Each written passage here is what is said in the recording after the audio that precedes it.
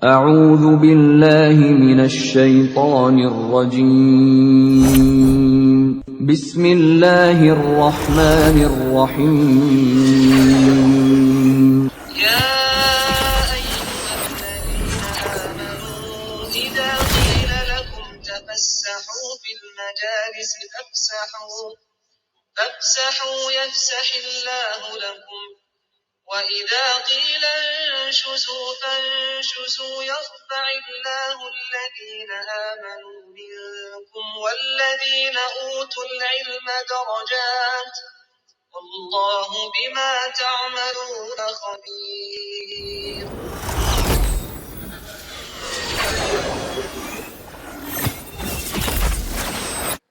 Bismillahirrahmanirrahim. Assalamualaikum warahmatullahi wabarakatuh.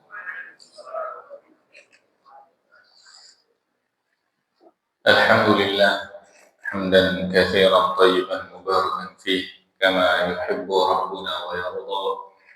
Wassalatu wassalamu ala nabiyyina Muhammadin wa ala alihi wa ashabihi wa man tabi'ahum bi ihsanin ila yaumiddin, amma ba'd. Alhamdulillah, segala puji bagi Allah Subhanahu wa taala yang telah kembali memberikan nikmatnya, karunia-Nya, kemudahannya, petunjuknya, sehingga kita bisa berkumpul di tempat yang paling mulia ini. Ya, kalau ingin berangan-angan pergi haji menuju Baitullah, rumah Allah, ternyata ada rumah Allah yang lebih dekat daripada Makkah, yaitu masjid. Maka ini juga merupakan satu petunjuk ketika haji adalah panggilan, ya, hanya orang-orang yang dipanggil oleh Allah Subhanahu wa taala. Ya, jadi rizki harta belum tentu. Ya, betapa banyak orang yang punya harta tapi nggak berangkat haji. Dan begitu juga sebaliknya, yang ternyata hartanya kita lihat kok biasa-biasa saja, bahkan mungkin kekurangan, tapi bisa berangkat haji. Karena tadi haji itu panggilan, bukan harta, ya. Tapi yang Allah panggil yang akan berangkat. Begitu juga dengan ternyata masjid, rumah Allah. Yang bisa datang ke rumah Allah itu yang Allah panggil, dan yang dipanggil itu dengar. Ya, yang dipanggil dengar. Betapa banyak yang datang ke masjid ini rumahnya di luar komplek. Benar kan? Jadi jarak jauh dekat ke masjid itu bukan menjadi alasan dia tidak ke masjid atau dia berangkat ke masjid. Betapa banyak yang rumahnya jauh dari masjid, dia bisa datang. Begitu juga yang mungkin rumahnya nempel dengan masjid, dia nggak datang. Ya. Dan kita tidak menjudge, ya, tidak merasa kita lebih baik, tidak. Tapi ini menjadi fenomena bahwasanya hidayah itu Allah berikan kepada wallahu yahdi man yasha. Allah hidayah itu sesuai hak prerogatifnya Allah. Allah mau kasih ke fulan itu gak ada yang bisa menolong. Ya. Dan semoga kita berharap yang hadir di masjid ini termasuk yang Allah berikan hidayah. Ya, amin, sampai kita meninggal dunia, amin amin ya rabbal alamin. Dan harus meyakini bahwasanya hidayah itu nikmat tertinggi, ya, nikmat tertinggi. Sebagaimana di surga itu nikmat tertingginya apa? Melihat Allah.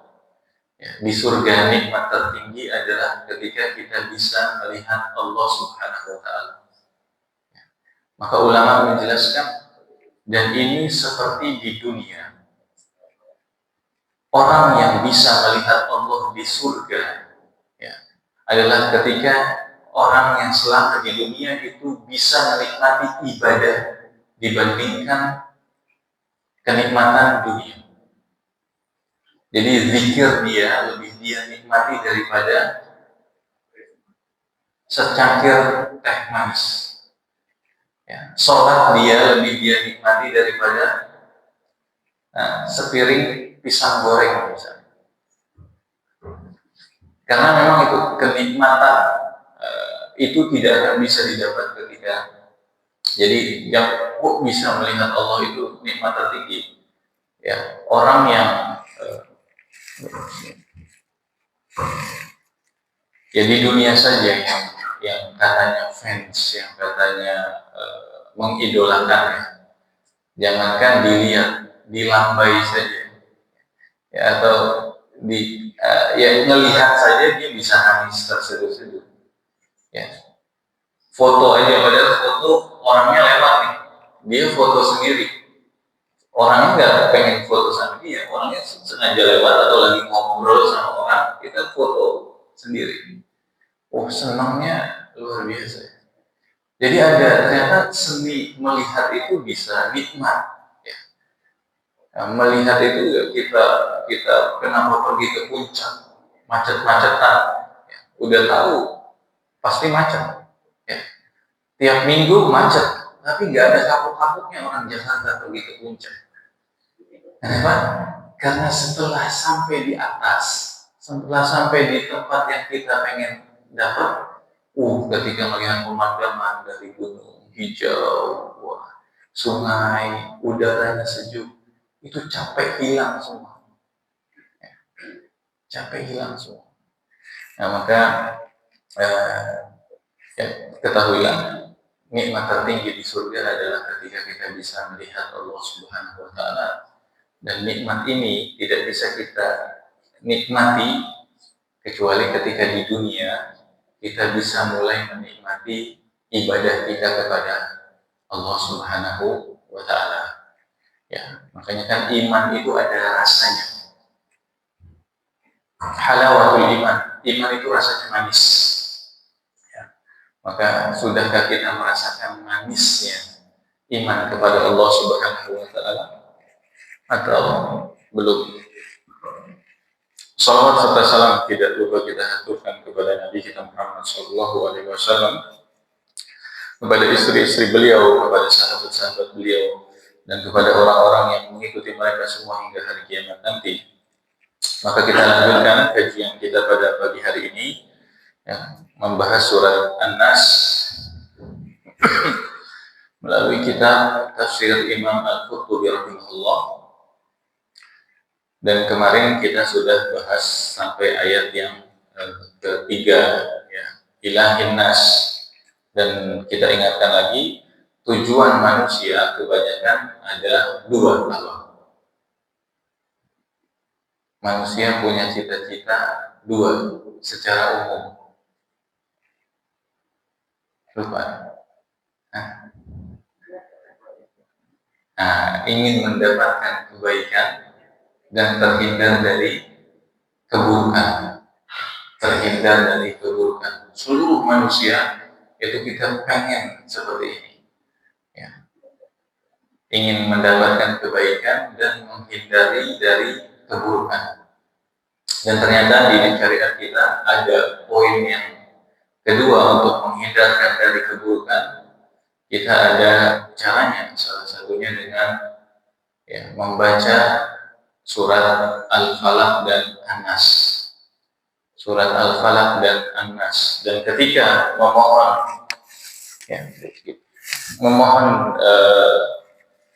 perlindungan, jadi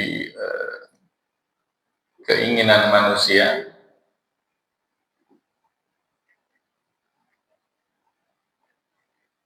itu ada dua, yaitu mendapatkan kebaikan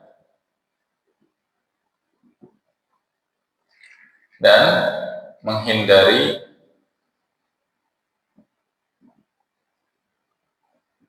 keburukan.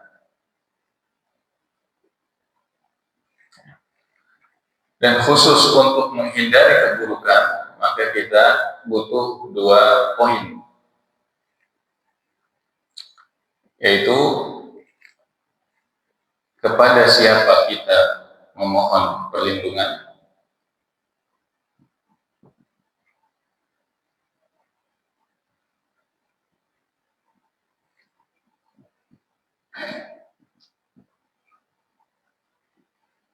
Dan dari apa?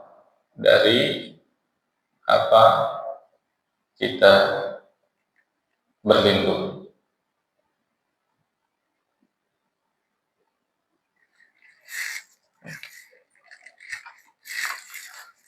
Nah, jadi ya, ketika kita ingin menghindar dari keburukan, maka kita harus tahu supaya kita terhindar, maka kita harus meminta pertolongan. Ya. Dan di surat An-Nas dari ayat 1 sampai 3 ini menjelaskan yang pertama ya sudah kita bahas. Ya, karena kepada siapa kita memohon perlindungan. Dan ini juga apa?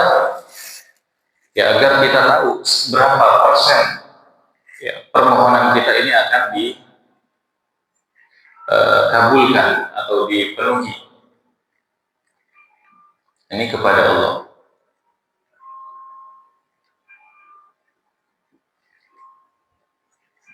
Nas. Artinya kita harus kenal dulu, mengenal Allah.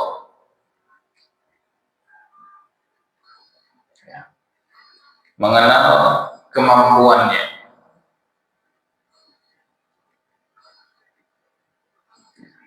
mengenal haknya. Haknya itu apa? Ilahin nas, yang disembah. Ilahin nas.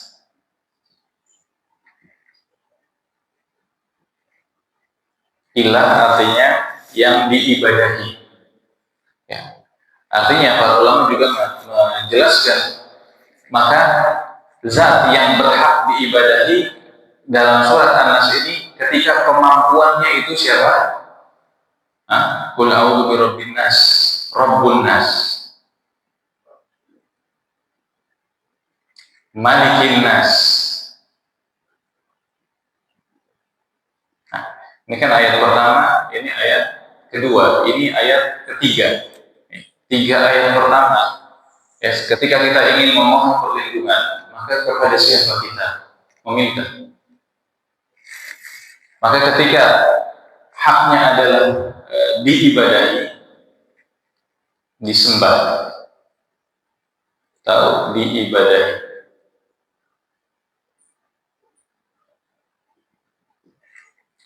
adalah ketika kita tahu yang punya kemampuan dia yang pencipta, pemilik, pengatur, dan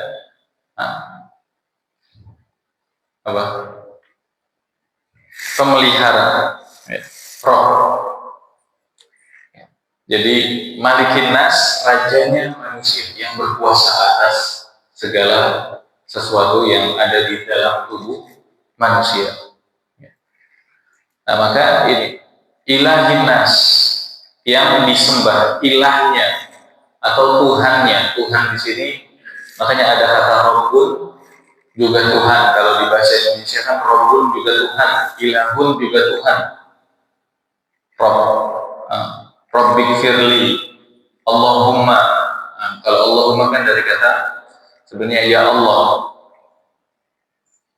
Nah, ini sama-sama Tuhan nih kalau di Indonesia. Tapi ini Tuhannya dalam masalah penciptaan.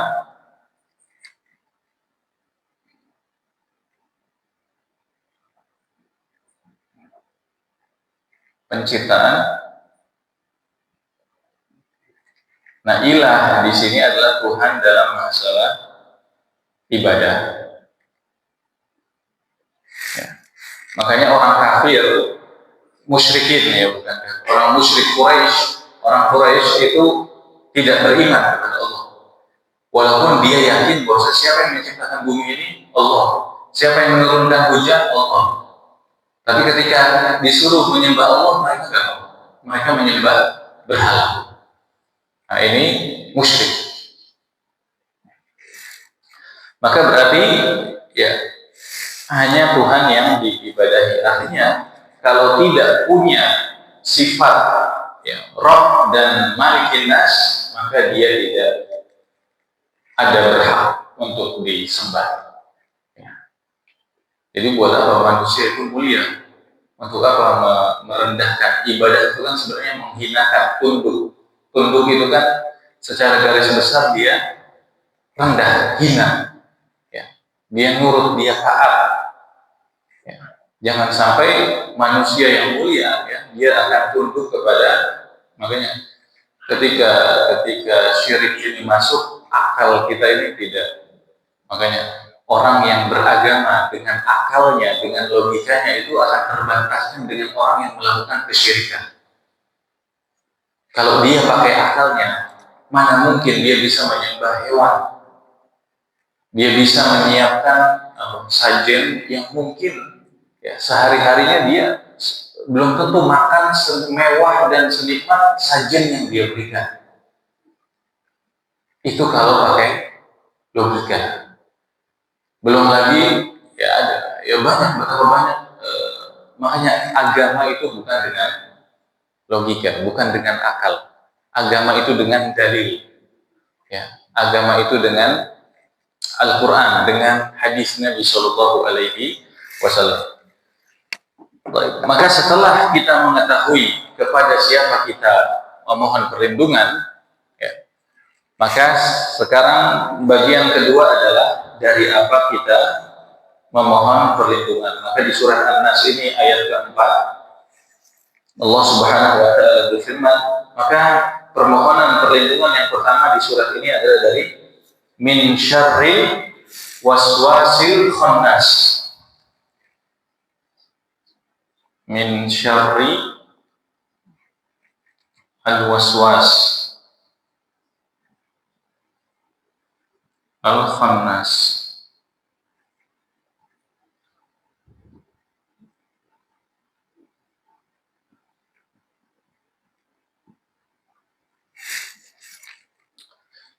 Antum hafal surat An-Nas? Hah? Sekarang apa artinya? Min syarri waswasil khannas. Hah? Artinya aja bukan tafsirnya.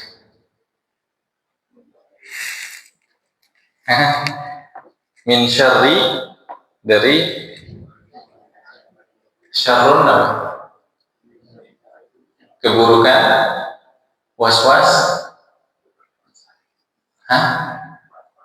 Was-was, ragu, tapi khannas, hah?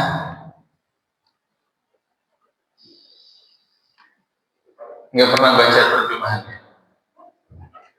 hah?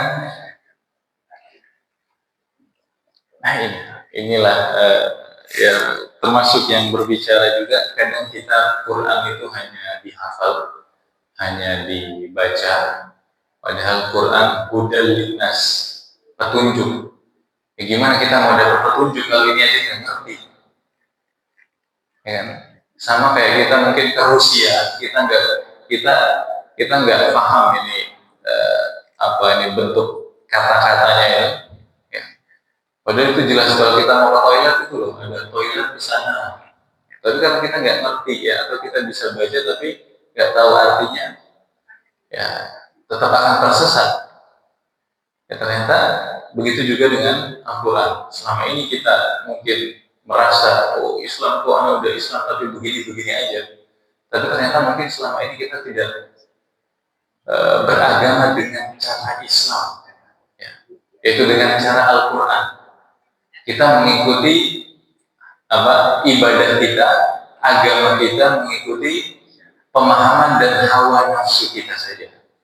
Kayaknya cukup ya, nggak usah sholat subuh, nggak usah jamaah ke masjid. Yang penting sebelum terbit matahari lah, sholat subuh. Ya, kayaknya nggak usah. Jadi khatam Al-Quran cukup di Ramadan, kayaknya cukup. Ya, baca Qurannya di Ramadan aja. Jadi dia beribadah, dia beragama atas hawa nafsunya saja. Nah maka ya, sekarang min syarril waswasil khannas, dari keburukan. Ya tentu kita berlindung dari apa nih? Keburukan. Syarr itu keburukan.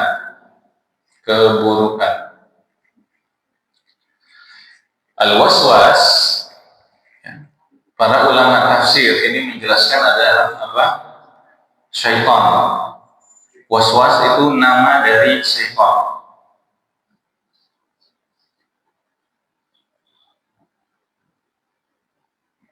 Setan, ya.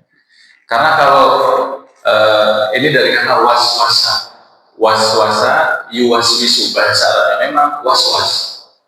Nah, tapi ketika waswas di sini adalah ismul fa'il, nama orang yang memberikan waswas itu. Karena kalau ke ragu-raguan itu wiswas, ininya kasroh. Sebenarnya, ya. Jadi kalau waswas dari kata waswasa, yuwaswisu.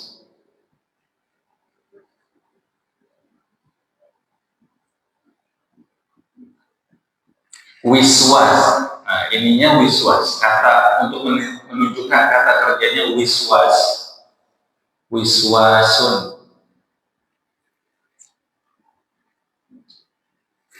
Atau wiswasatun. Ya. Maka ketika ini fathah, ya, aslinya dia kasroh. Kalau untuk menunjukkan waswas, ya. Makanya udah jadi bahasa Indonesia waswas, ya. Ragu-ragu, yang tadinya sholat gak ya? Gak jadi sholat. Infak gak ya? Gak jadi infak. Atau kemudian dia mau bermaksiat, bermaksiat gak ya? Akhirnya, udahlah, udah terlanjur, langsung aja lanjutin. Nah ini keraguan. Nah, kalau dia fathah, itu menunjukkan orang yang memberikan keraguan. Kalau di sini menunjukkan kata kerjanya, ya, kata kerjanya. Kalau ini berarti para ulama waswas ini adalah orang, makanya dia siapa yang memberikan keraguan? Itu syaitan yang pertama. Ya. Waswas di sini kalau ini fathah di dalam bahasa Arab itu artinya yang memberikan keraguan. Dan itu makanya artinya para ulama menjelaskan waswas di sini adalah syaitan. Dari keburukan syaitan, al-khannas. Al-khannas ini sifat dari setan. Al-khannas di sini menjadi sifatnya. Al-khannas dalam bahasa Arab katanya yang maju mundur, ya akhir, yang mundur. Secara bahasa khannas yukhannisu itu artinya yang maju mundur. Tahu di sini aja di bawah. Al-khannas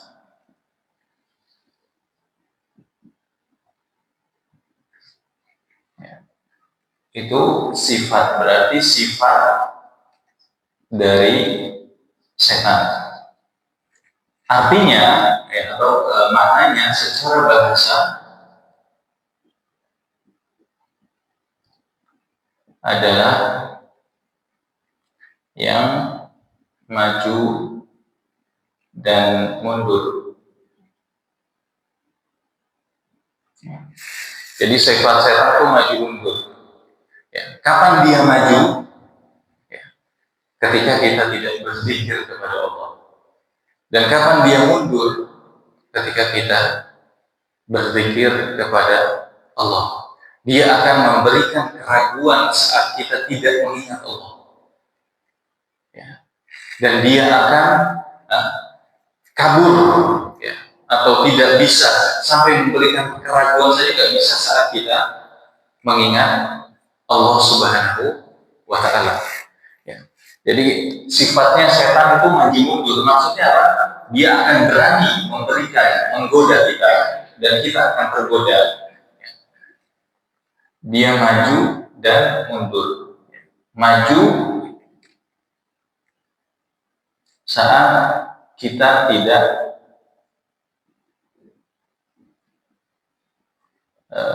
mengingat Allah, atau zikir. Ya. Dan maju artinya dia akan menggoda, ya, memberikan kita dalam kondisi apapun. Baik itu dalam ketika kebaikan, dia akan memberikan keraguan. Nggak usah infak, nanti uang antum kurang. Jangan sholat tahiyatul masjid ria nanti, itu udah ada bulan datang. Nanti antum dikira aku kan nggak boleh di hadapan manusia sholat ya. Nanti ria dilihat orang, ragu tuh.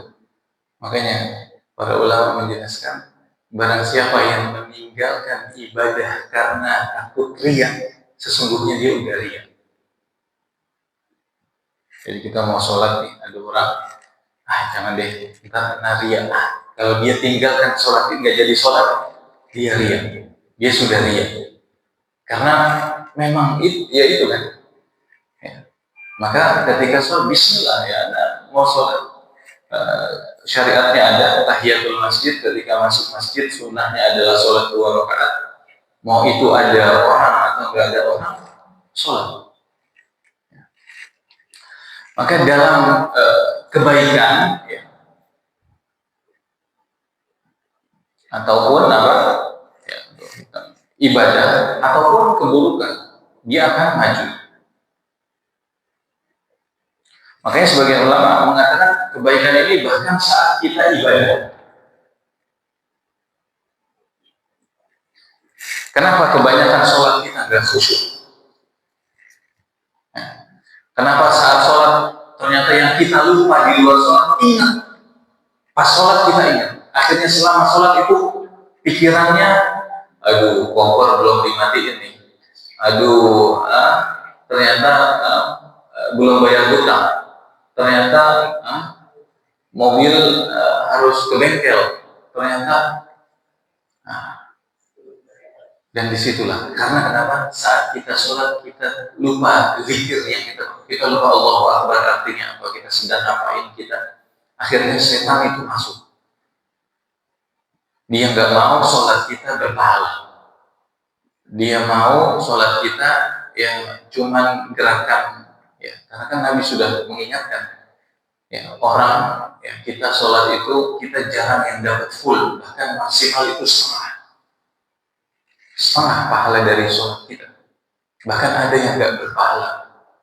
Ya, selama 60 tahun, 70 tahun, sholatnya ternyata tidak bernilai di sisi Allah Subhanahu wa Ta'ala. Nah, salah satunya mungkin ini. Jadi zikir, mengingat Allah, dia lupa. Dan setan ini akan masuk. Ya, bahkan dalam kondisi kita beribadah.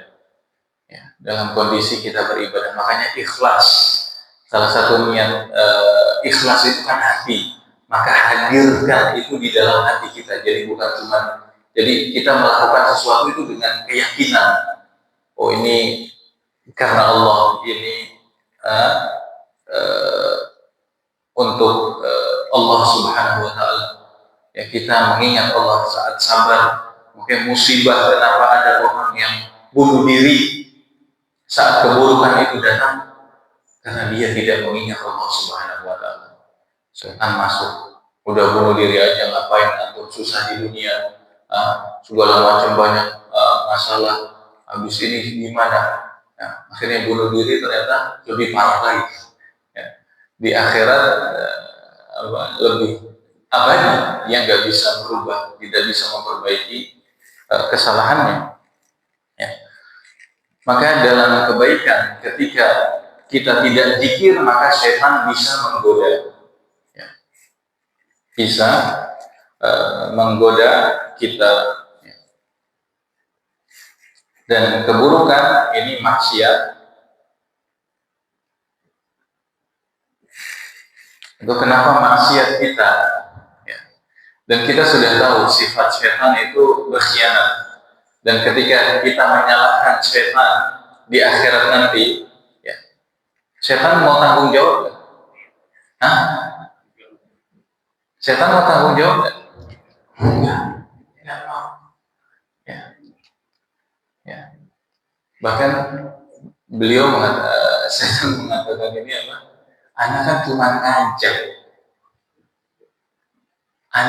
ngajak, dia bisa nolak. Kenapa dia mau ikut? Ya salah dia dong. Anak cuma ngajak. Pak, antum mau nggak ini investasi di sini? Ini bisa untuk, kan kita bisa nolak. Enggak, saya nggak mau. Pak, bisa nggak kita jalan-jalan ke sini ini? Ya, nanti bisa begini, enggak. Saya nggak butuh. Ya, saya bisa nolak. Nah itu setan. Setan itu akan, makanya kenapa maksiat kita ya yang digoda sedikit langsung ya, ngelihat sedikit, langsung nggak bisa menahan dari maksiat, karena salah satu tujuannya adalah gampang tergoda karena kita zikir kita lemah, ya. Mengingat Allah kita jarang, ya. Dan ketahuilah saat kita mengingat Allah, maka setan ini nggak akan bisa, ya. Orang bisa melanggar, ya. Itu kalau ingat Allah itu dia nggak akan berani, ya, seberat apapun. Tapi kalau ya udah nanti bisa istighfar, bisa taubat, nanti habis ini anak sholat tahajud, ya. Nanti ya setan menggodanya gitu. Nah, jadi kalau lagi hawa nafsu memuncak, ya, kalau nggak kita langsung turunkan, kita langsung palingkan, ya. Makanya kan salah satu hawa nafsu yang paling mudah itu marah. Dan Nabi bilang la takut, jangan marah. Karena ketika kita membiasakan kita mengasih makan amarah kita, sedikit-sedikit marah. Ketika kita mau marah, kita lepaskan. Ya. Nikmat memang. Ya. Habis itu plok. Tapi biasanya menyesal. Ya. Penyesalan datang setelah. Dan lihat bagaimana cara Nabi mengajarkan kita untuk menghindari dari marah. Ya, salah satunya ya jangan ngelihat terus. Ya. Bahkan kalau ada kita punya musuh, itu menghindar, jangan sampai ngelihat. Ya. Kalau lagi berdiri, ya kalau bukan musuh misalnya lagi berdiri, duduk. Lagi duduk tiduran atau wudhu, lagi panas-panasnya, untuk menghilangkannya didinginkan dengan wudhu. Ya, ini artinya untuk menghindari dan mengingat Allah Subhanahu wa Ta'ala. Ya. Maka dia akan mundur, begitu juga sebaliknya, setan akan mundur, dia tidak akan berani, ya, saat kita mengingat Allah, kita berzikir.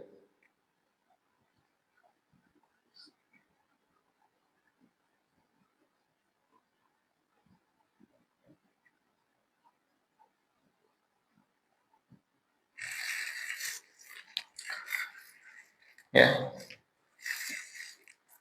Jadi ya baik di ibadah, ya, makanya bisa kita cek, dan tidak ada yang bisa mengalahkan syaitan, ya, berlindung dari syaitan kecuali dari Allah Subhanahu wa Ta'ala. Ya. Makanya ta'awud, ya, kita mengatakan a'udzu billahi minasyaitonir rajim. Ya, itu adalah kalimat yang sangat sangat paten untuk bisa menghindarkan dari godaan syaitan, karena kekuatan atau kemampuan syaitan ini memang luar biasa, ya. Jangankan kita, itu Nabi Adam, ya, yang sudah jelas-jelas tinggal di surga, melihat kenikmatan surga, ya, itu bisa tergoda dengan syaitan. Dan Nabi Adam itu kan percobaan pertamanya syaitan menggoda manusia. Pilot project-nya, proyek pertama. Biasanya kalau kita nyoba pertama kali langsung berhasil atau enggak?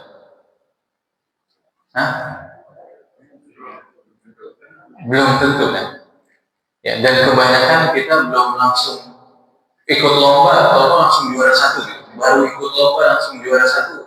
Mungkin ada ya. Mungkin ada. Ya. Tapi kebanyakan ini baru ikut lomba. Kayaknya ya pelatihnya bilang kita cari pengalaman dulu lah. Kita cari poin dulu, ya, cari apa dulu. Ya. Dan ketika nggak menang nggak ada masalah dan wajar. Oh ini baru ikut pertama kali. Ya. Dan kebanyakan itu. Tapi syaitan pertama kali menggoda manusia dan itu langsung berhasil. Dan yang digoda itu bukan orang sebenarnya. Yang digoda itu Nabi Adam alaihissalam. Jadi syaitan ini kemampuannya kalau bukan Allah Subhanahu wa taala ini kita tidak akan mampu. Ya.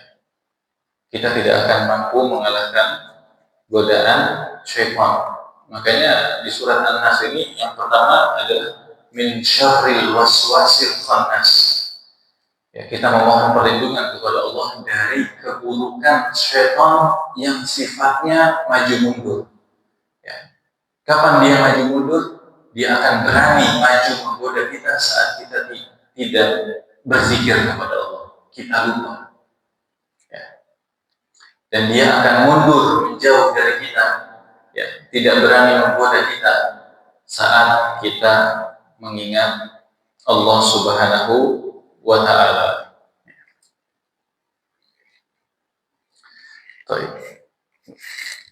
Kemudian ayat selanjutnya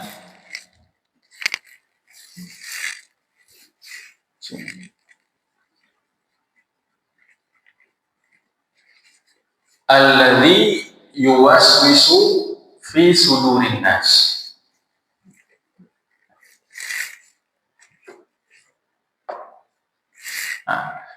Nah, kenapa semakin kita tidak bisa melawan syaitan dan hanya melalui perlindungan Allah Subhanahu wa taala kita bisa terlindung dari godaan syaitan? Karena salah satunya di ayat ini. Alladzi yuwaswisu fi sudurin nas.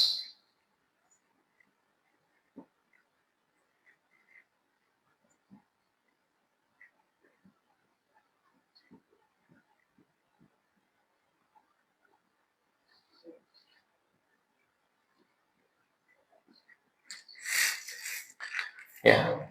Di mana dia memberikan keraguan, yuwaswisu, ya. Yuwaswisu, ya. Yang memberikan keraguan langsung ke dalam dada manusia. Ya. Yang menggoda, ya.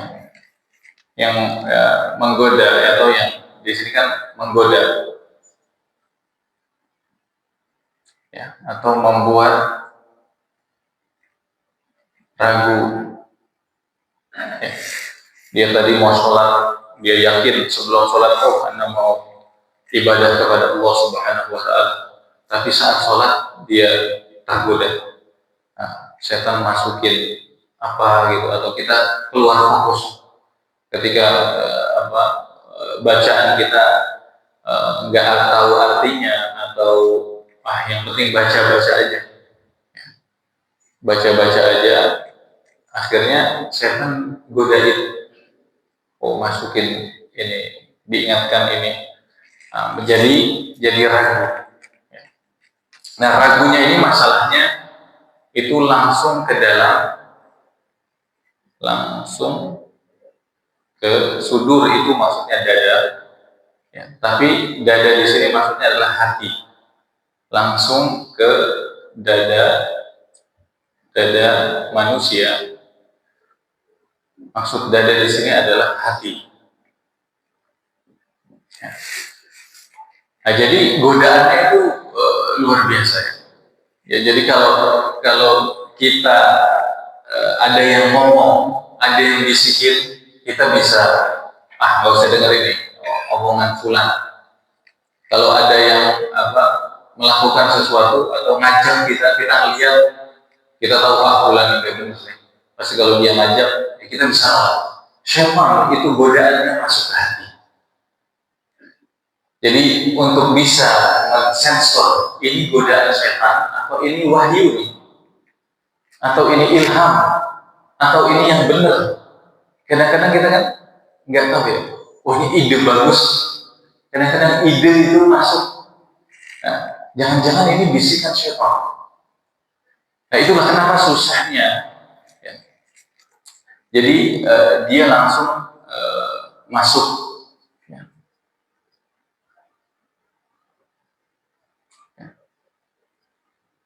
Tanpa disadari.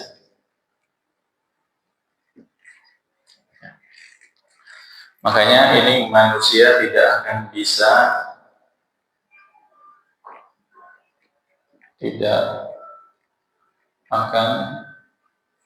bisa melawan godaan syaitan tanpa perlindungan dari Allah.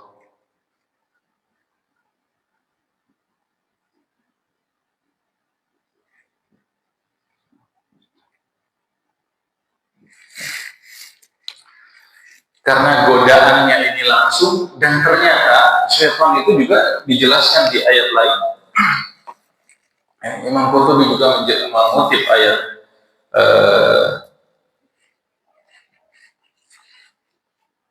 surat Al-A'raf.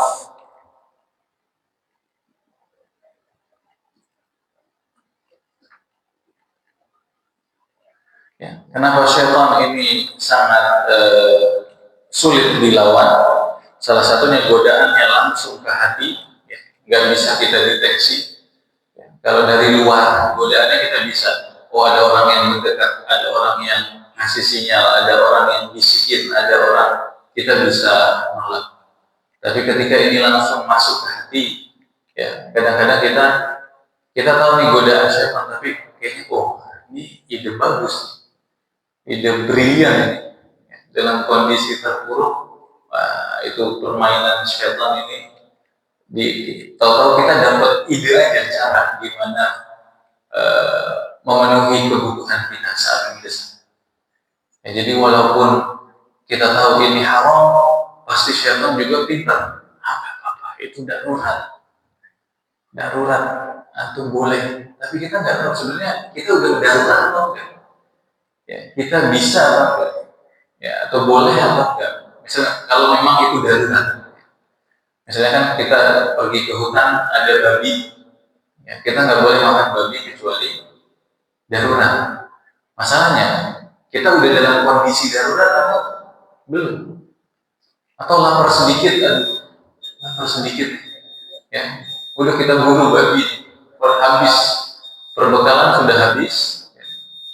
Nah, maka di surat Al-A'raf, salah satu yang membuat syaitan itu sulit untuk dikalahkan juga adalah ketika Allah Subhanahu wa taala mengatakan innahu yarakum huwa wa qabiluhu min haitsu la tarawnahum. Ya, syaitan itu melihat kalian. Masalahnya ya, musuh kita kenapa sulit? Ya, kenapa sulit? Ya, maka permohonan pertama yang di surat An-Nas itu dari godaan syaitan. Karena ini keburukan yang paling sulit, yang kita sangat tidak bisa menghindarinya kecuali dari perlindungan Allah. Ya. Karena pertama dia langsung masuk ke hati tanpa bisa kita deteksi. Dan yang kedua di surat Al-A'raf,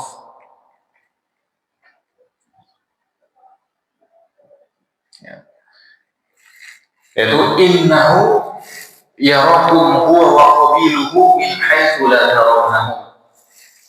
Karena syaitan itu tidak bisa dilihat oleh mata kita, sedangkan mereka bisa melihat kita. Setan bisa melihat kita, tapi kita tidak bisa melihat mereka.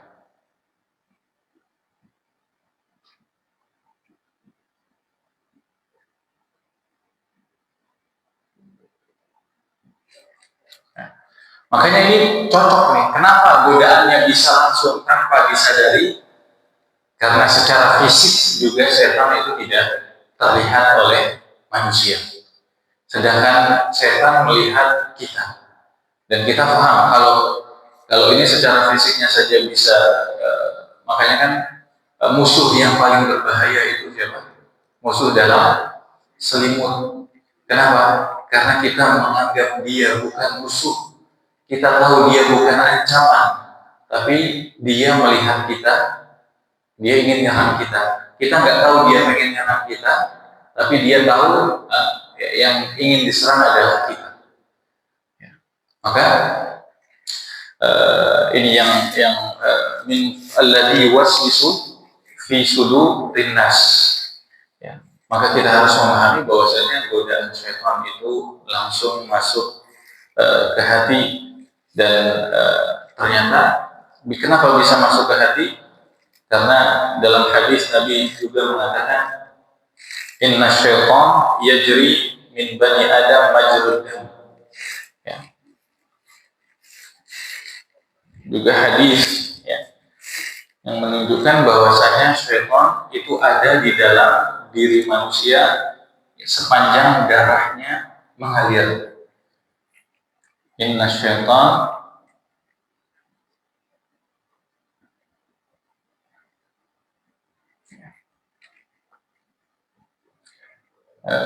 syaitan yajri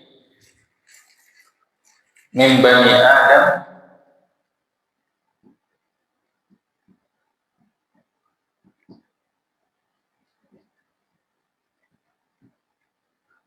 majra ad-dam.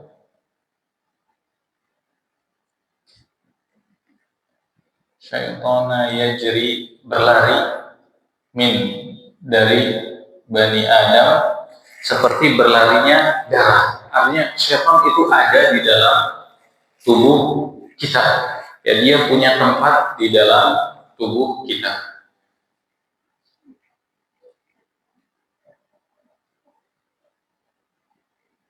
Di dalam tubuh, bahkan di hadis ini di aliran darah.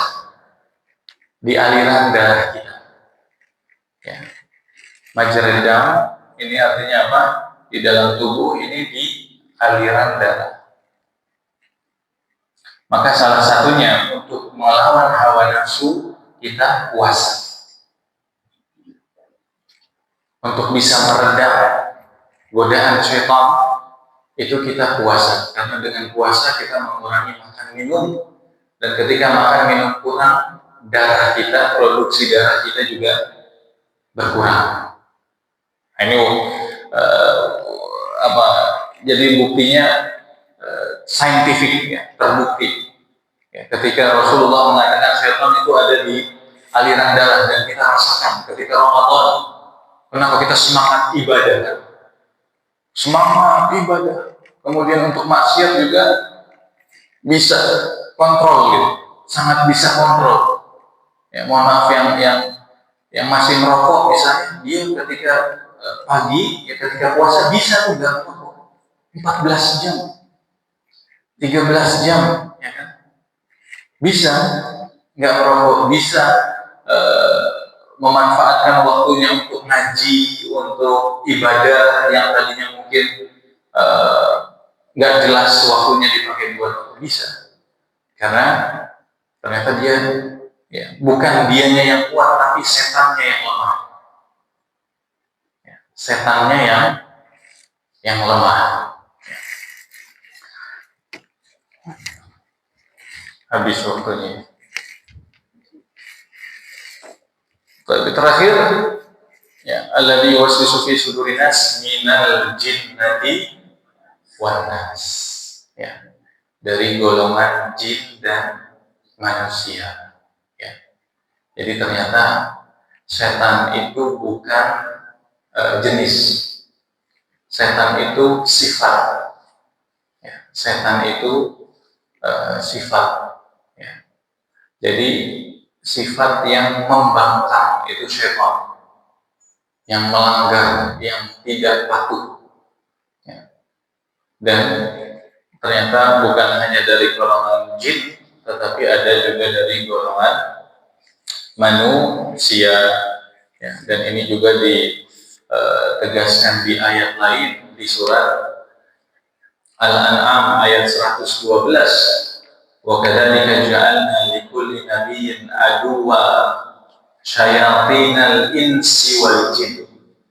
Dan begitulah kami jadikan setiap nabi itu punya musuh. Apa? Setan-setan dari golongan jin dan manusia. Syayatinal ins wal jin. Setan-setan dari golongan manusia dan jin di surat Al-An'am. Jadi iya, yang pertama kita was-was setan di sini dari bangsa jin, karena dia yang langsung masuk ke hati. Tetapi Allah juga meminta kita berlindung dari setan. Ternyata setan yang mengajak kepada keburukan itu bukan hanya dari jin. Iya, jin nomor satu dan sangat sulit untuk mengatasinya. Ya. Makanya kenapa di Ramadan ketika ya, setan sudah dibelenggu, jin sudah atau iblis dibelenggu, ya salah satu tafsirnya apa? Ya itu dari bangsa jin, tapi yang dari bangsa manusia tetap berkeliaran. Ya dia tetap bermaksiat, tetap ngajak orang. Ya, udahlah nggak usah puasa. Ya, ayo nggak usah taraweh, kan ini lagi bukber, ntar aja tarawehnya. Kapan-kapan nih setahun sekali. Akhirnya enggak dan real. Dulu ada pribadi juga kalau kita bukber biasanya tarawih kita nggak tarawih malam itu, karena sampai rumah itu udah capek. Aduh ya udah sunatnya nggak apa-apa deh. Maka terakhir ya, minal jinnati wan nas.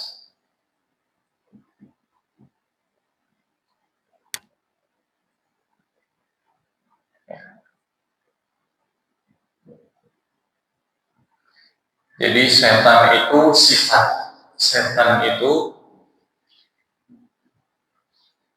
kata sifat, yang artinya yang membangkang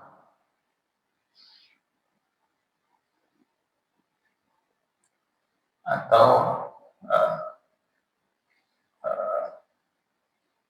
melanggar.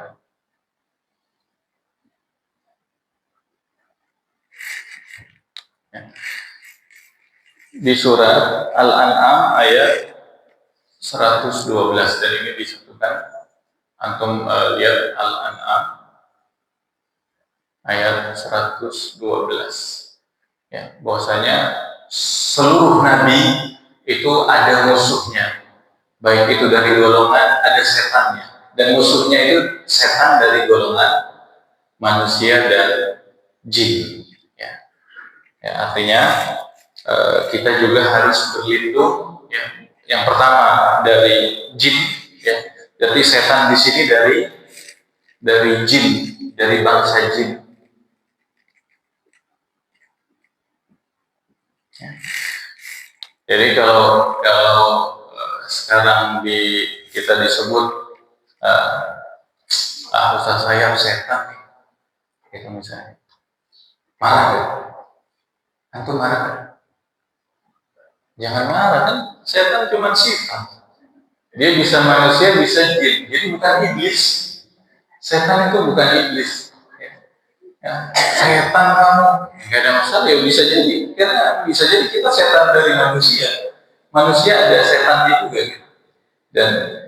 Dan nggak ada salahnya kan. Ya. Kecuali buat kita tidak melanggar, tidak membangkang ya. Kita bukan setan selama kita membangkang. Dan biasanya ini apa? Ini mengajak orang lain kepada mengajak yang lain.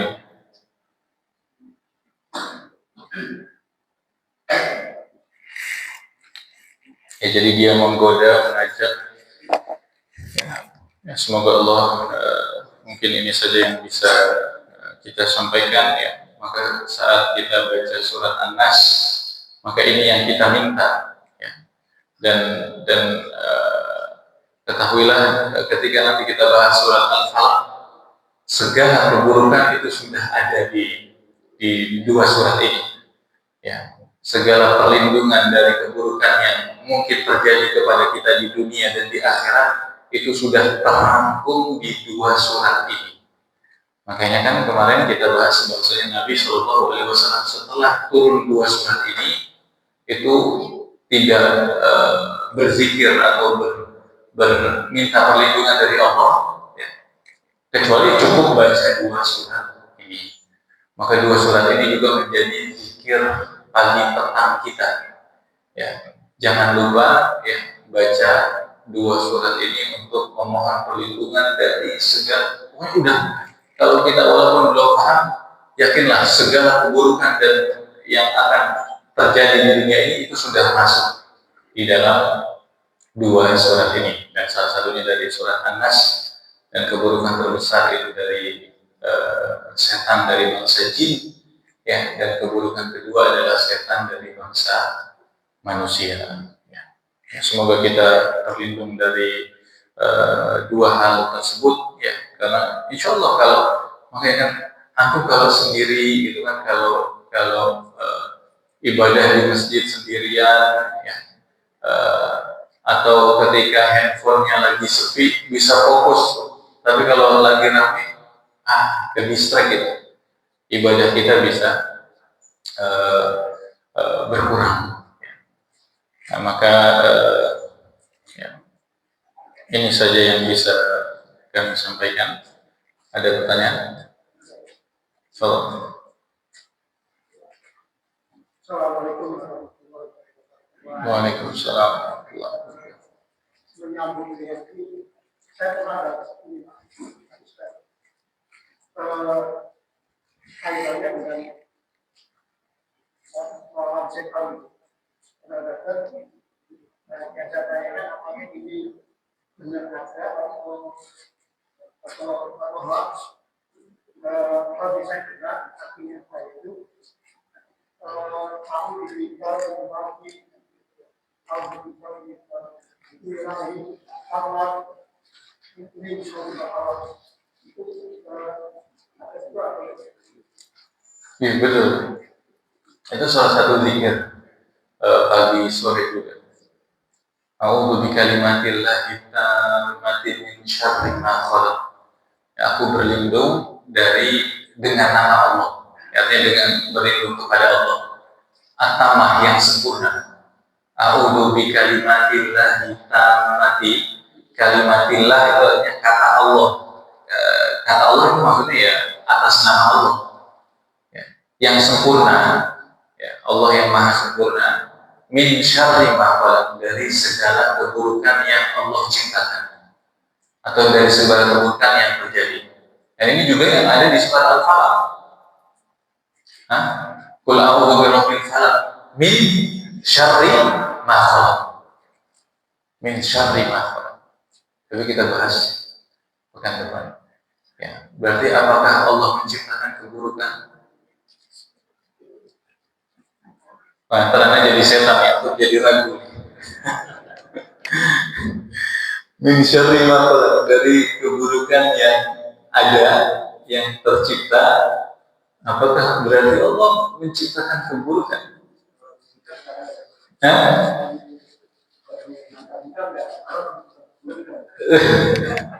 Tapi ada kan? Yang ciptain siapa? Ya, setan yang ciptain iblis ya, ya berarti Allah ciptakan keburukan. Ya. Ya.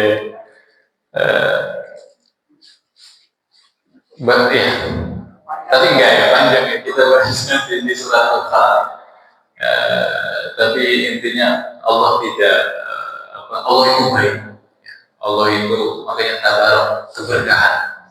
Tabarakalladzi biyadihil mulk. Allah itu keberkahan, kebaikan itu pusatnya dari Allah, karena Allah itu hanya hal yang baik, ya.